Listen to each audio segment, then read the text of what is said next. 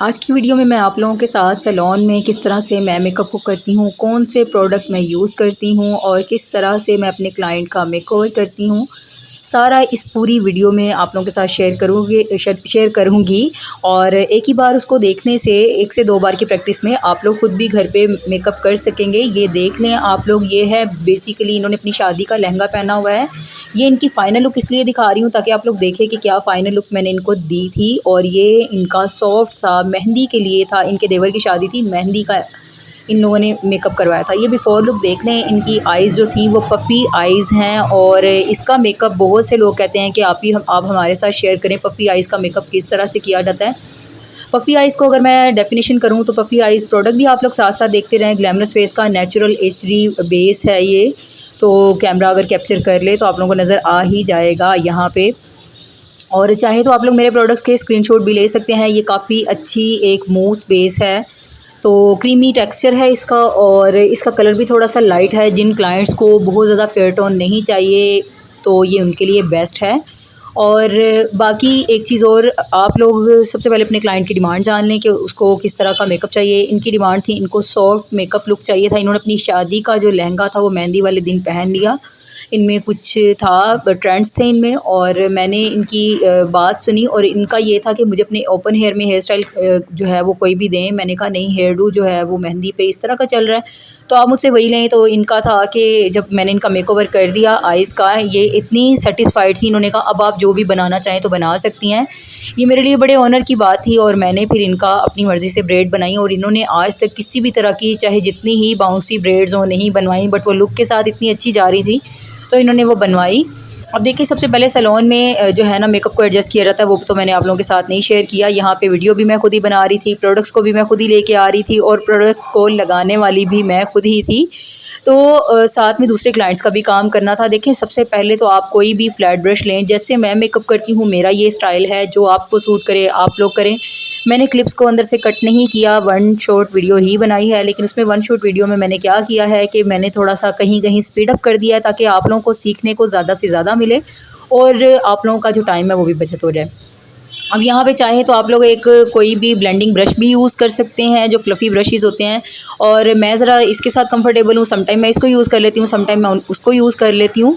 तो इसको आपने ब्यूटी ब्लेंडर को थोड़ा सा वेट कर लेना है, सेमी वेट ये होना चाहिए जब आप इसके साथ ब्लेंडिंग करें। तो आईब्रोज़ के ऊपर कुछ लोग साथ ही जो बेस है वो लगा देते हैं, लेकिन मैं नहीं लगाती क्योंकि हाथ बार बार रखने की वजह से वहाँ से बेस हट जाती है, इसलिए मैं नहीं लगाती। मैं जस्ट आइज़ के ऊपर और आईब्रोज़ के पास लगा देती हूँ और साथ ही मैं अपना आइज़ का मेकअप स्टार्ट कर देती हूँ। और यहाँ पे मैं जो इसके ऊपर कॉम्पैक्ट पाउडर है वो भी बहुत ज़्यादा लाइट लगाऊंगी। ग्लैमरस फेस का ये 01 नंबर है, 02 सॉरी नंबर है, और ये मैं यूज़ कर रही हूँ। और ये भी मैं बहुत ज़्यादा भर के नहीं लगाऊंगी, बस बिल्कुल लाइट लाइट सा कि यहाँ पे ही हमारी जो फाउंडेशन है वो स्टिक हो जाए। ऐसे बहुत से कॉम्पैक्ट पाउडर लगा लगा के सेंटर में से तो खाए जाते हैं, साइड्स में से जो भी बच जाते हैं फिर मैं उसको आइज़ मेकअप में यूज़ कर लेती हूँ। वो कोई वेस्ट नहीं होते, वो भी प्रोडक्ट का एक हिस्सा ही होते हैं, बस हम लोग लगाते इस तरह से हैं। जो पैलेट मैं यूज़ कर रही हूँ, ग्लैमरस फेस का पैलेट मैं यूज़ कर रही हूँ और इसमें मैं यूज़ कर रही हूँ इनके ऊपर एक ट्रांजिशन शेड। और वो ट्रांजिशन शेड था ये वाला जो आप लोगों ने देखा, और इसको मैं अप्लाई कर रही हूँ। ये साथ साथ मुझे बता रही थी कि मैंने अपनी शादी पे किस तरह का मेकअप करवाया था, तो मैं इनके इसी लहंगे में इनका मेकअप लुक देखना चाह रही थी कि मैं कुछ डिफरेंट करूँ। तो ये रेडिश सा एक कलर था जो मैंने इनको एज अ ट्रांजिशन शेड लगाया। इनको बहुत ज़्यादा डार्क कलर और बहुत ज़्यादा भर भर के जो ग्लिटर्स हैं वो भी नहीं चाहिए थे। तो ये इनकी डिमांड थी। अगर ऐसी डिमांड आपके पास सैलून में आ जाए तो उसको आपने किस तरह से मेकओवर करना है वो आप लोग देख लें। और यहाँ पे मैं जो फ्लफ़ी ब्रश यूज़ कर रही हूँ इसका ऊपर नंबर तो मेंशन नहीं है, ना ही इसका कोई नाम मेंशन है। ये मैंने लोकल मार्केट से परचेज़ किया था, तो ये काफ़ी अच्छे आपको जो ब्रशेज़ हैं वो मिल जाते हैं। आपको बहुत ज़्यादा ब्रशेज़ के ऊपर इन्वेस्ट करने की ज़रूरत नहीं है। अब आपको लोकल मार्केट में भी ब्रांडेड ब्रशेज़ मिल जाते हैं, बट इसके ऊपर से जो नाम है वो आई थिंक रिमूव हो गया है क्योंकि पकड़ पकड़ के इसको वॉश कर करके। अब जब भी आपने आइज़ का मेकअप करना है, दोनों आईब्रोज़ को अपने इस तरह हाथ के साथ उठा लेना है ताकि दोनों की ट्रांजिशन शेड एक ही तरह इक्वल लगें उसके बाद वो जो एक लाइट गोल्ड सा कलर था जो कि इनके ड्रेस में गोल्डन शेड था, इनके ड्रेस में भी जो गोल्डन शेड था वो भी एक लाइट सा था, बहुत ज़्यादा वो नहीं था। और उसको लिया और उसको लेने के बाद अब मैंने फिंगर के साथ ही उसको अप्लाई किया है जस्ट आईलिड के ऊपर, क्योंकि पहले ही इनकी आइज़ पफ़ी थी और अगर मैं पफ़ीनेस के ऊपर भी लाइट कलर लगा दूँगी तो वो पफ़ीनेस उनकी कैसे ख़त्म होगी, वो तो वहाँ से डेप्थ नज़र ही नहीं आएगी। तो इसलिए मैंने इसको फिंगर के साथ ही लगाया है। लगाने के बाद ये मिस रोज़ का मेरे पास एक बहुत ही खूबसूरत सा सिंगल शेड है। इसका कोई नंबर मेंशन नहीं है लेकिन इसका पिगमेंट तो वाओ पिगमेंट है। इसी को मैंने थोड़ा-थोड़ा इनकी आईलिड के ऊपर भी अप्लाई कर दिया ताकि 2 से 3 शेड्स जब मिलेंगे और एक अच्छा सा कलर बनाएँगे तब भी आपने कोई भी क्वांटिटी किसी भी चीज़ की भर-भर के नहीं लगानी। मेरी पूरी वॉइस ओवर में सारी की सारी टिप्स एंड ट्रिक्स होती हैं, इसको भी आप लोग लाज़मी पूरी वीडियो को सुना करें। अब मैंने क्या किया, मेरे पास ये एक पैलेट है, इसका जो पिगमेंट है वो बहुत ही ज़्यादा Balm.com बहुत ही अच्छा है मतलब। और मैंने उसको क्या किया, इनकी हाफ़ थर्ड पे मैंने लगा के उसको ब्लेंड आउट किया है। और इसका बेसिकली पर्पस क्या है, इससे आपकी जो आइज़ हैं वो ऊपर को उठी सी नज़र आती हैं। तो जिनको भी ऐसे आपके क्लाइंट्स बोलते हैं ना कि मुझे उठी हुई आइज़ चाहिए, तो ऐसी उठी हुई आइज़ बनाने के लिए तो आपको इस तरह से उठा के कोई भी शेड डार्क वाला लेके उसको आइज़ के 1/3 पार्ट पे लगाना है। अब ये मेरे पास चॉकलेट ब्राउन था, यहाँ पे ब्रश को मैंने चेंज किया और मैंने इनकी डेप्थ को यहाँ पे डिफ़ाइन किया है कि मुझे यहाँ तक इनकी डेप्थ रखनी है। आप लोग चाहें तो इस क्रीज़ वाले शेड को पहले भी लगा सकते हैं, बाद में भी लगा सकते हैं। मैं हर स्टाइल से काम करती हूँ, जब मैं किसी एक स्टाइल से बोर हो जाती हूँ तो मैं अपना स्टाइल चेंज कर लेती हूँ।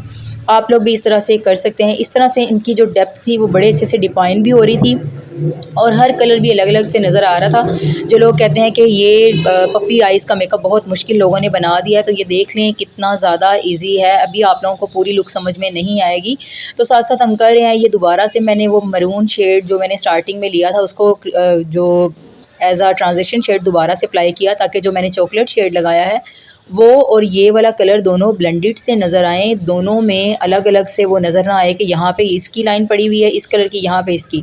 ये इंटरफेरेंस कलर मैं आपको बोलूँगी कि आप लोग भी लें, मैक के हैं, इसमें 02 नंबर मैं यूज़ कर रही हूँ। इसमें काफ़ी मल्टी कलर्स आते हैं, हर एक ड्रेस के साथ चल जाते हैं। तो इसको हमेशा आपने इस तरह के स्मॉल ब्रश के साथ या आप जो भी फ्लैट ब्रश के साथ लगाना चाहें उसको गीला करके वेट करके लगाएंगे तो बहुत अच्छे लगेंगे।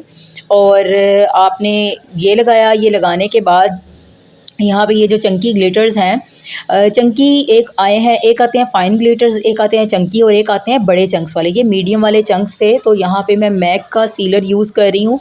इसको मैं हमेशा अपने नेल पे लेती हूँ एक ड्रॉप बिल्कुल, और उसको मैं अपने फिंगर के साथ ही अप्लाई करती हूँ। इट्स अप टू यू, आप लोग ब्रशेज़ के साथ अप्लाई करना चाहें, जैसे आप लोग कंफर्टेबल हैं वैसे करें। तो दोनों ही प्रोसीजर जो आपको सूट करें वो बेहतर है। और उसके बाद मैंने उन ग्लिटर्स को इनकी आइज़ के ऊपर अप्लाई किया है और मैं बेस हमेशा बाद में बनाती हूँ। और जब भी आपने ग्लिटर अप्लाई करने हैं तो हल्का सा उसको ऊपर से प्रेस ज़रूर किया करें, बस रख ना दिया करें। प्रेस करने से ग्लिटर जो ग्लू के साथ या सीलर के साथ अच्छे से स्टिक हो जाते हैं। कुछ लोग मुझे पूछ रहे थे कि आप ही हम लोग यहाँ पे स्वीट टच की गम लगा सकते हैं ग्लिटर्स को चिपकाने के लिए, तो नहीं मेरी बहन, अगर आप वो लगा देंगी तो पूरी आईलिड जो है वो उनकी चिपक जाएगी, उनको काफ़ी भारी भारी फील होगा। ये जो सीलर्स होते हैं और जो ग्लिटर लगाने वाली ग्लू होती हैं बहुत लाइट वेट होती हैं, तो आपने ऐसे का कोई एक्सपेरिमेंट नहीं करना। जैसे ही वो ऊपर देखेंगी उनकी आइज़ आपस में चिपक जाएंगी।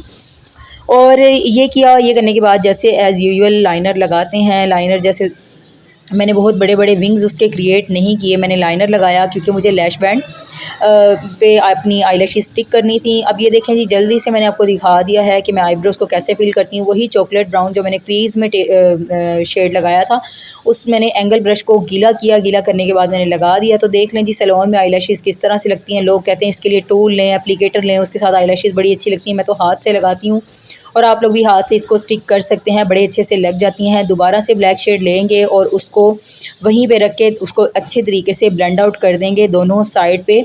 और करने के बाद दोबारा से लाइनर को इसलिए लगाया जाता है, ऐसा नहीं है कि लाइनर उतर जाता है, लाइनर को इसलिए लगाया जाता है जो ग्लू का कलर होता है ना वो ट्रांसपेरेंट सा वो नज़र आता है। यहाँ पे एक चमकती हुई चीज़ सी लगी हुई है, तो उसको छुपाने के लिए ऊपर ब्लैक लाइनर को लगा दिया जाता है। ये भी मैं ट्रायलॉन का यूज़ करती हूँ। ये देखें जी आइज़ की फाइनल लुक कितनी ही सॉफ्ट, और हर एक कलर को अप्लाई किया हुआ है, ग्लिटर्स को भी अप्लाई किया हुआ है, कितनी ज़्यादा सॉफ्ट लुक है कि कोई हार्शनेस नहीं है। ये इनकी फ़ाइनल लुक है जो कि स्टाइल मैं नहीं बना सकी क्योंकि मैं मेकअप करने के बाद हेयर डू करती हूँ, लेकिन एक आप लोगों को आइडिया दे दिया है कि ये हेयर डू है। इंशाल्लाह जल्दी मैं आप लोगों के साथ ये सारे के सारे हेयर डू भी शेयर करूँगी। ये काफ़ी हैप्पी थी, 5 दिन इन्होंने मेकअप कराया और आप लोगों को आई होप वीडियो अच्छी लगी होगी।